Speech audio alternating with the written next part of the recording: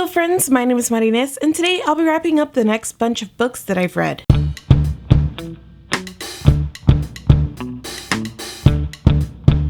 Before I do these compilation wrap-ups, I always like to make sure that I've done the individual book reviews for any of the books that I'm going to mention. That slowed me down immensely as I was working on my A Court of Mist and Fury review, and I was determined to get that up before I mentioned it in this wrap-up. Somewhere in like month 2 of trying to script that video, I admitted to myself that I just probably didn't have enough new to say to justify a full video, and trying to work on it and trying to just really eloquently put what I didn't like about this book was sending me down a hate spiral. So admitting to myself that that video wasn't going to happen, I wasn't going to do a standalone review for ACOMAF, was pretty freeing, and it now opens me up to try to catch up with wrapping my books. I don't know that I'm going to get through all of my reading for the rest of 2016 before 2016 is over, but we can try. Book number 41 for the year was Americanah by Chimamanda Ngozi Adichie. This is an adult fiction book that follows the story of Ifemelu during a time just after high school in Nigeria, then her time in the United States for college, and ultimately her decision to go back to Nigeria. This is all interwoven with the story of her high school boyfriend Obinze, and peppered throughout the story is just Ifemelu's take on race politics, both in the United States and in Nigeria. I love this book so much. I thought it was sharp and witty and funny. I appreciated that at times it reflected parts of my own experience back at me, but that it also opened me up to a new experience and new ways of thinking as well. And it did so all embedded within a story that I was very invested in, and in a character that you rooted for but wasn't necessarily making the best choices. So it's kind of that conflicting feeling in fiction where you're like, oh, you're watching somebody do something you wouldn't necessarily do, and all of the feelings that accompany that. So I really enjoyed it. I gave it 5 out of 5 stars, and it will certainly go down as one of the best things that I read in 2016, and I look forward to reading more Chimamanda in 2017. Book number 42 was So You've Been Publicly Shamed by Jon Ronson. This is a nonfiction book in which Ronson takes a look at public shamings, like in the cases of Justine Sacco and Lindsay Stone. I listened to it mostly on audiobook, and I finished it all in one day, and I also very much enjoyed this one. I think it gave me a lot to think about public shamings and how they spiral, and once they spiral, how it seems like the punishment no longer fits the crime. Lives and livelihoods and reputations can be destroyed, and the internet has a long memory. Ronson also talked about apologies and how even though they can be issued, they have to be accepted or denied by the public. My only one hang up with the story was that while it did a great job exploring that idea of public shamings and how they can be taken to an extreme, it didn't do quite a good enough job exploring personal responsibility and what it means to, have a presence online and be responsible for the things that we say, and how to really kind of meet in the middle with these two things with, how do we hold people accountable and hold ourselves accountable without falling into the spiral of public shaming. Perhaps that wasn't in the scope of this book, but it just felt a little bit incomplete to me to have this kind of one-sided story without mention of the second part of it. And although I really enjoyed this entertaining and thought-provoking read, and I would highly recommend the audiobook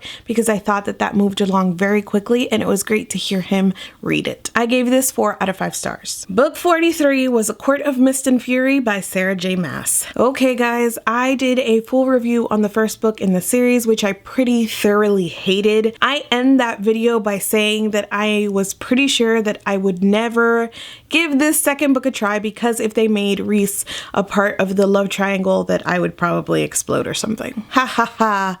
LOL, joke's on me. I ultimately ended up reading this because I think time helped put some distance between me and those feelings, and also because Daniela from Pixie Tonic and Paige from Enchantology were reading it, and I kind of butted into their reading. It was like, want to do a buddy read? And I thought a buddy read might help me also kind of get through it. They read it a million times faster than I did, however, primarily because I had the brilliant idea to buy a physical copy and mark it up. I highlighted em dashes and ellipses. I was adding my commentary and catching weird grammar things. I was making predictions and laughing at stupidity. Basically, it took me so damn long to read this way, and I know a lot of you are probably watching this and thinking, well, that's your own fault, but No. Number one, it's never my fault if a book is so terrible that you can't pay any amount of attention to it in order to get through it. And number two, it's not my fault that there was so much bad stuff on every damn page. The idea was to get through this whole thing, read it all, mark it all up, and give it away with my commentary in it because I thought that might be entertaining for somebody. But I made it 258 pages before I gave up. I was going to DNF entirely, but then Monica from She Might Be Monica reached out to me about doing a live show with some other people that I really enjoy, so I kind of bucked up my courage and continued to skim read through the end so that I could participate in this live show. I count it as read. I know that I skim read to the end, but trust me that you can skip entire paragraphs of uselessness here and still get the gist of the story. It's kind of my dream to finish marking this up so that I can give it away, but oof. So the book itself, I hated it passionately. I don't understand why it has such a high rating on Goodreads. A lot of people will say that they enjoyed it despite its flaws, and I still don't understand how that translates into such a high rating on Goodreads. I know a lot of people love it, and I don't want to come off as rude to anybody who liked it at all. I just have so many very passionate feelings against Sarah J. Maas's writing. Everything that I could possibly say about this book boils down to one thing. Sarah J. Maas doesn't write. She hammers people over the head. She forces tone, she forces her characters, she forces her plot points. Even all those stupid em dashes and ellipses are all about forcing tone so that you read her words exactly the way that she wants you to read them. ... Pause and all. She meters out everything in the most insulting way. I feel like her writing insults the reader's intelligence. She doesn't trust me as a reader to see anything coming or to make any deductions for myself. If she's pushing Rhysand, for example, he's not only like the hottest, most powerful being ever created ever, which is already tropey enough. He also has the more comfortable beds, and his food is even more delicious. And his clothes fit better, and oh my god, we get it. People still come on over to my 1-star review of ACOTAR and insist that I read book 2 because it makes everything better. I don't think so. I think in creating these characters and race in particular, Maas has created the ultimate alpha male doing things for your own good in the jerkiest way possible. All of his explanations for why he did things for her own good in the jerkiest way possible were supposed to make me feel better about him as a character. They didn't. It's poorly written. It's hundreds and hundreds of pages of nothing happening, and she makes you think things are happening by changing locations, like that's her idea of plot progression, is just you're here and now you're here, but nothing is happening. We literally have scenes where things are going to be revealed and a character will say something like, let's have dinner first. And then we spend another 20 freaking pages at dinner. The sex scenes, which I honestly think are a lot of the selling points here, aren't very good. And they're the same 3 recycled tropes of like shivers all down my spine and hard as a rock and, you know, exploding in unison. It's not good. I'm giving it 1 star, obviously, and only because I give at least 1 star even to the worst things that I read, and this was hands down one of the worst things I've ever read. Book number 44 was Blood of Elves by Andrzej Sapkowski. I've been working my way through the Witcher series ever since I started playing the video game this year, Witcher 3. This is the 3rd book in the series and the first full-length novel because the first 2 books were actually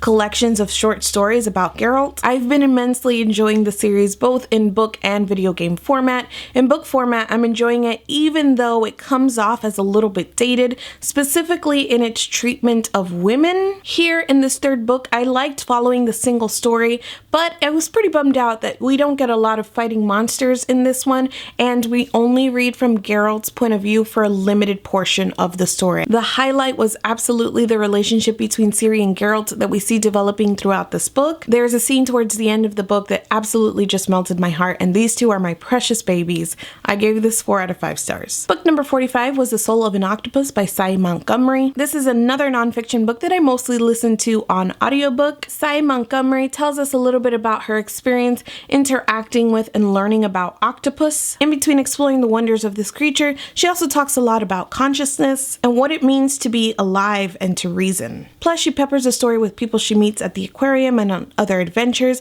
and it forms this almost kind of fabric of a story about a found family that she kind of gathers around the experience of interacting with these octopus. It was touching and incredibly interesting, but it wasn't quite as meaty as I wanted it to be. I will say though that since finishing it, I have referenced and talked about the story a fair amount, so it is something that stays with you, even though I wish it had a little bit more to the story. Overall, I gave this 3.5, 4 stars out of 5. As always, if you've read any of the books that I've mentioned, including ACOMAF, let's talk about it down in the comments. Thank you so much for watching this video, and I will see you guys soon. I have a ton of videos to get out for the end of the year, and not only like wrapping up my end of the year, but actually doing the rest of these wrap-ups to talk about my reading. I have some time coming off for Christmas, so hopefully I can get a lot of filming and editing done there, and you're just gonna see a lot of videos coming out to kind of finish this off for 2016, even though I know it's probably gonna spill into 2017.